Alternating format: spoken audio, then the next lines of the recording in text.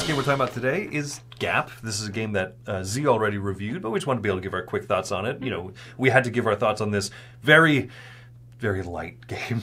It is really light. There's not a lot of rules, but that might be what I like about it. Spoilers! Okay, so Gap, how does it play? You have a hand of cards. There's 5 different colors of cards. You play one out, and based on the number, if it matches the number of cards that are on the 4 face up in the middle of the table, you grab all the ones that have the matching number.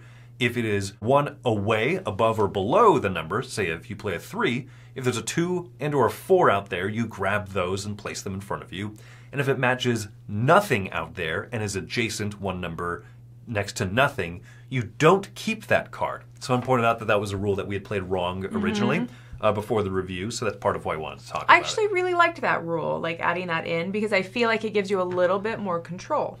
Yeah. Because you're trying to get cards in those sets just perfectly, and so if you're like, oh, I think I have it perfectly, then you're trying to save those cards that aren't going to match with anything to get rid of them. It gives you a reason at some point to say, okay, I'm going to play this now. I'm going to play out this 2 because there's no 1s, 2s, nor 3s. This is the perfect time to get rid of that one, so I won't have an extra purple in front of me. Because initially when I played it, it did just feel like 100% luck.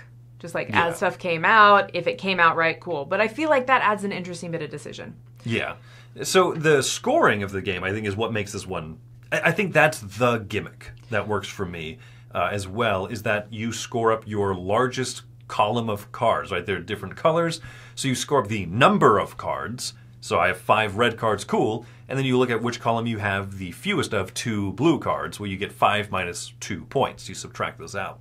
What's really cool, though, is that if you have equal row or columns of cards, so if you have 2 sets of 4, you actually get to add those together. So now suddenly you have 8 in your highest, minus the 2 at the bottom. But it also can be inverse, so you could have 2 sets of 3 that are your lowest, suddenly you have 6, and you're like, oh, but my high stack's only 4, I have minus 2 points. It's really funny when someone ends the round with negative points, and I love that moment. It is funny. For me, this is so light, and I think that's why I like it.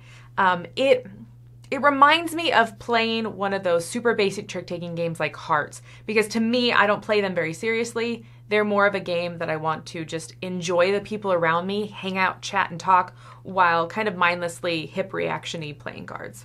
This is, to that point, one of the most conversational games I've played in years. I very seldom have just like conversation during games. Even these other games here, which are, you know, lighter, enjoyable little card games and stuff, I'm really thinking about the game in Nemalia, or even in Chicken Army. We're like making jokes about the game, but I'm not saying like, hey, how's everything been going? How's your day at work today? You know, what are the kids up to? Stuff like that.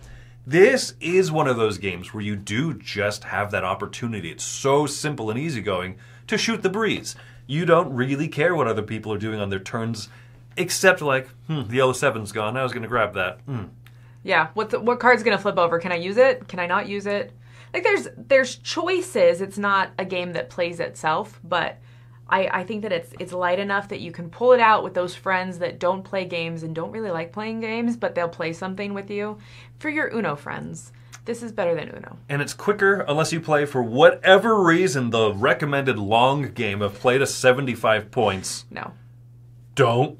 But I would play to 15. I'd play to 25 or whatever points. And that's fine. Play a few hands out. This is one of those games that's just, it works because of how light it is, but I'm not going to be blanket recommending it to everybody. I'm giving it a 7. Okay. I'm giving it a 7 because I enjoy it. But obviously, if you want a little bit more meat to the bones of your games, I can't say that this is a game that's going to win you over with its lightness. But I think that almost everybody has situations where they'll want a game that's this easygoing because they say, oh, let's play something. Let's go, we're out camping. We're somewhere. Right? You have a group of teenagers.